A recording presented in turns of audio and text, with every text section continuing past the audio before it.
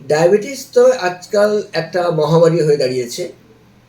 আমরা দেখেছি যারা ডায়াবেটিসের আক্রান্ত মানুষ তারা নিজেদের ডায়াবেটিস বা সুগার লেভেলটাকে কন্ট্রোল করতে যথাসাধ্য চেষ্টা করেন। তারা মর্নিং ওয়াক করেন, তারা চিকিৎসকের পরামর্শ মতো ওষুধ খান, তারা সকাল বিকেল দুবেলাই ব্লাড সুগার পরিমাপ করেন। কিন্তু জানতে হবে ডায়াবেটিস যদি হয় তাহলে চোখের মধ্যেও কিন্তু তার নানা ধরনের পরিবর্তন বা সমস্যা দেখা দিতে পারে, যেগুলোকে বলা হয় ডায়াবেটিক রেটিনোপ্যাথি।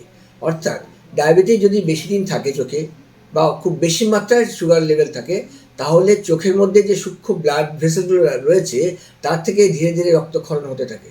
সেই রক্তক্ষরণ রেটিনার উপরে লেয়ার তৈরি করে এবং দৃষ্টিকে আস্তে আস্তে আচ্ছন্ন করে দেয়। এবং এটি এমন একটা সমস্যা যার প্রতিকার করতে হলে শুধুমাত্র ডায়াবেটিস লেভেল কন্ট্রোল করলে হবে না, অন্যান্য চিকিৎসাও তার সঙ্গে সমানভাবে শুরু করতে হবে। এবং ডায়াবেটিস হলে যদি 4 বছর বা 5 বছর বেশি হয়, অবশ্যই চোখের ডাক্তারের কাছে গিয়ে চোখের ড্রপ দিয়ে মানে চোখের মণিটাকে বড় করে বিশেষ যন্ত্র দিয়ে চোখের ভেতরটা দেখতে হবে। এবং সেই যে দেখার যে রিপোর্টস আসবে সেই রিপোর্টস অনুসারে ডাক্তারবাবু যে চিকিৎসা করবেন সেটা ফলো করলে ডায়াবেটিস থেকে চোখের ক্ষতি বা অন্ধত্বকে অনেকখানি নিবারণ করা যাবে। এই সূত্রে বলে রাখি, আমাদের দেশে, আমাদের ভারতে অন্ধত্বের দ্বিতীয় কারণ হচ্ছে ডায়াবেটিস।